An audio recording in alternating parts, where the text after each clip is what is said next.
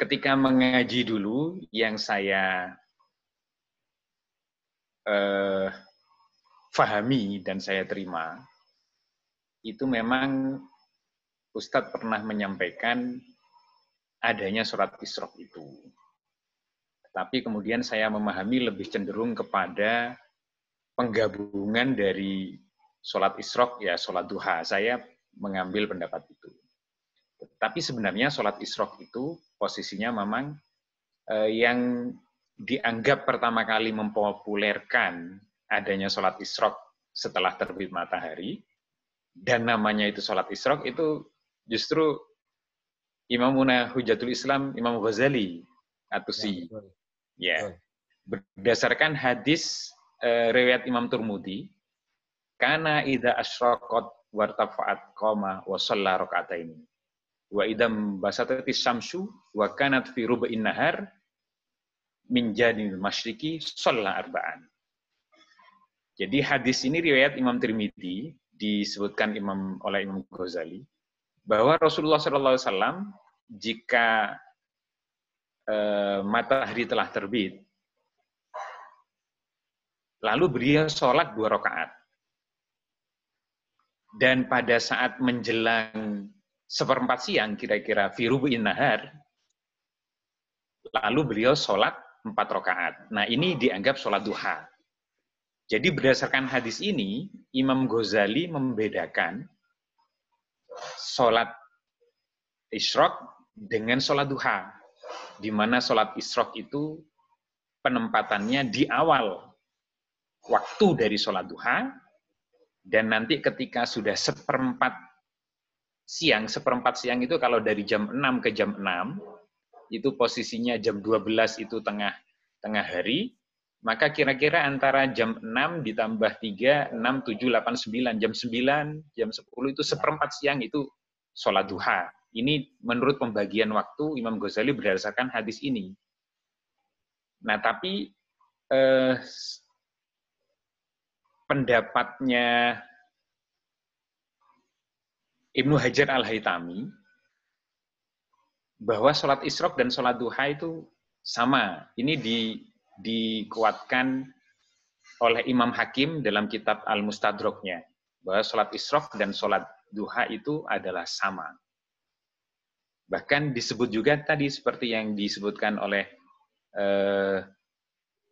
cucu kiai saya, Kiai Hasan.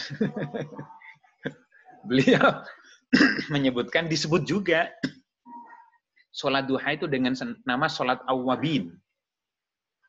Kalau kita kan mengenal sholat awwabin itu diajari oleh Ustadz sesudah sholat maghrib yang 4 rakaat sampai 6 rakaat itu.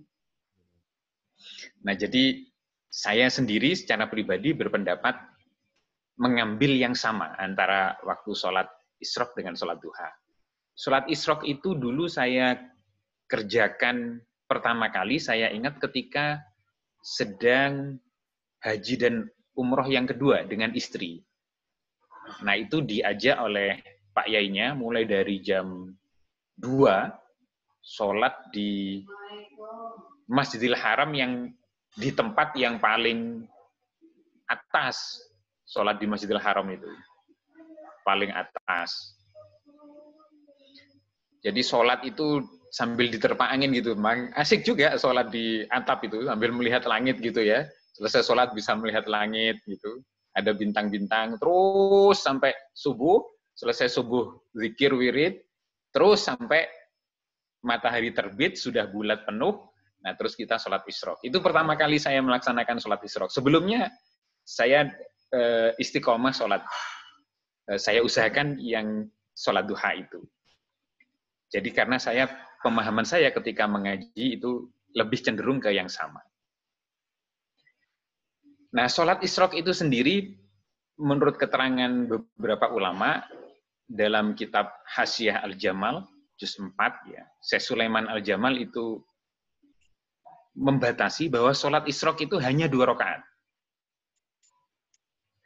Kalau suratnya ini kebetulan ada keterangannya, memang suratnya tadi memang karena menanyakan suratnya surat duha rakaat pertama, surat Ad-Duha wa Duha wal laili idza saja. Rakaat yang kedua Al-Insirah, alam nasrah laka sadrak. Nah, di dalam keterangan itu Syekh Sulaiman dalam kitab Al-Jamal itu, dalam kitab Hasyiah Al-Jamal, ada doanya, tapi saya belum pernah mengamalkan, Man. Ini doanya. Allahumma ya nurun nuri, bituri wa kitabim masturin, fi raqim maskuri, wal baitil ma'muri, as'aluka antarzuqani nuron, astahdi bihi ilaika, wa adullu bihi alaika, wa yashabuni fi hayati, wa ba'dal intiqali min dulamil mishkati, wa as'aluka bisamsi wa duhaha, wa nafsi wa ma sawaha, an taj'ala samsa ma'rifatika musyriqatan bi la yahjubuha ghairul auham ila akhir. Ini doanya khusus sholat Isra. Saya baru nemui juga ini setelah mutala asar. Kalau sholat duha sendiri, dalam beberapa keterangan itu minimal 2 rakaat, maksimal 12 rakaat. Nah, sebaiknya dawam tadi yang dikatakan oleh Yai Hasan, ya 8 rakaat lah kita dawamkan, itu 8 rakaat. Nanti kalau kita dawam sholat duha itu, Masya Allah memang nanti terasa memang kalau sudah amalan istiqomah, itu baru ada rasanya. Sholat duha itu memang terkenal rizki lalu menjadi serba mudah. Sholat duha, lalu surat waqiah, itu berkaitan dengan rizki. Tapi ingat memang sekalian, bahwa ibadah-ibadah kita, niatkan ridho, mencari ridho Allah, lillahi ta'ala, itu selalu harus dicamkan. Adapun lain-lainnya itu anggap sebagai hasil sampingan, tambahan dari Allah SWT. Saya sendiri pernah kehabisan bekal, Mang, ketika di Tebuireng, ketika itu masih SMP saya. Kehabisan bekal untuk makan malam tidak ada. Jadi waktu itu sudah kondisi lapar, terus saya nyoba gitu ya. Katanya kalau ngaji waqiah ini rezeki akan datang. Ngaji waqiah saya di makomnya Mbah Yai Hasyim Asy'ari. Ngaji, belum selesai itu ngaji, lalu dipanggil sama teman-teman santri. Mas, ada tamu. Ternyata yang datang itu Pak D saya, perjalanan dari Malang ke Surabaya, lewat Tebuireng kok ada kerentek. Padahal Pak D itu tidak pernah mampir kalau perjalanan itu biasanya. Ada kerentek mampir ke ponaannya. Lalu saya diajak makan, waktu itu makan yang paling wah itu di Tebuireng itu ada sate fakih namanya. Dan saya dapatkan itu, alhamdulillah ini hikmah ya. Hikmah lain membaca surat Al-Waqiah. Jadi saya terus dikasih uang, kasih makan sate, terus alhamdulillah itu bukti nyatanya ketika itu surat Waqiah itu di situ. Nah, adapun mengenai sholat atau amal ibadah yang lain, hikmahnya itu Mamang pasti punya pengalaman tersendiri. Bahkan nanti Mamang ada seperti kalau kita sudah beribadah istiqomah, itu contoh yang kalau kita bisa ibadah istiqomah dan hanya konsentrasi kepada Allah, itu ketika haji dan umroh. Saya selalu ingat pesan Ustadz ketika haji dan umroh itu, ingatlah, konsentrasilah ketika haji dan umroh itu hanya untuk ibadah kepada Allah. Terus amalan yang kedua yang dipesankan oleh Ustadz itu adalah menolong orang lain. Jadi sudah, ketika berangkat haji dan umroh itu, apa-apa yang urusan di rumah diselesaikan dulu, yang di kantor selesaikan dulu, sehingga kita kalau tidak perlu, tidak akan mengerjakan pekerjaan-pekerjaan yang ada di rumah. Khusus waktunya untuk ibadah kepada Allah.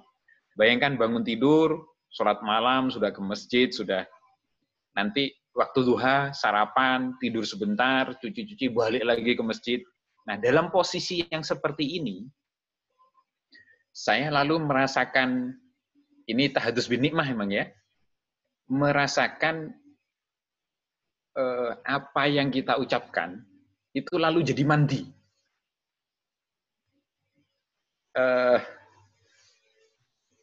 Beberapa contoh yang mandi itu lintasan hati itu juga harus hati-hati, Mang, ketika di situ. Lintasan hati yang buruk itu juga mandi. Kalau tidak segera diistighfari. Nah, ini contoh saja, contoh. Saya waktu itu pengalaman dengan istri, lalu istri sempat terkeluarkan omongan, Abi, katanya di Masjidil Haram ini banyak sekali yang meninggal. Kita setelah selesai sholat juga biasanya sholat jenazah. Tapi kok nggak pernah melihat jenazahnya ya, Bi?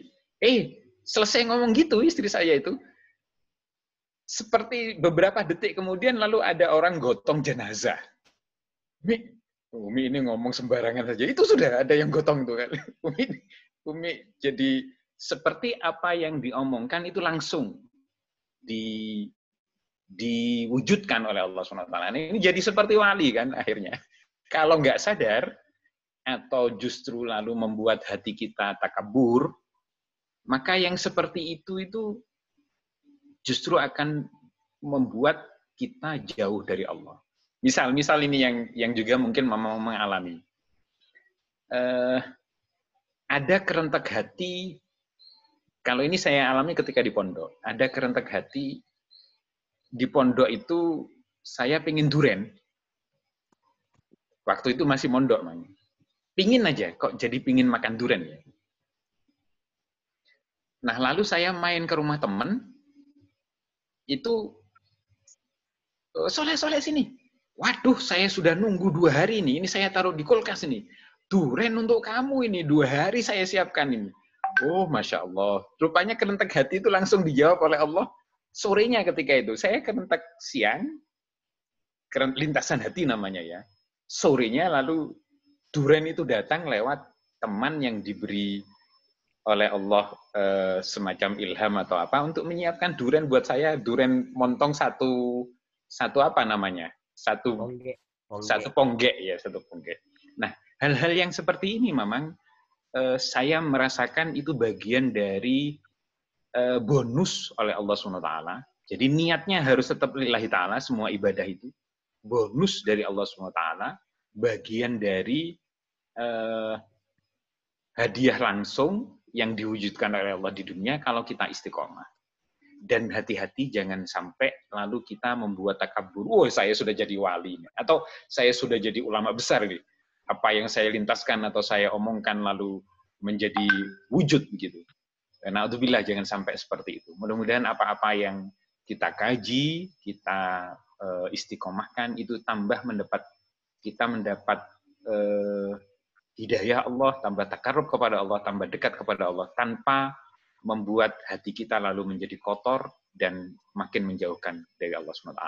Wallahu a'lam bishawab. Itu Mang yang bisa saya tambahkan. Assalamualaikum warahmatullahi wabarakatuh. Waalaikumsalam warahmatullahi wabarakatuh.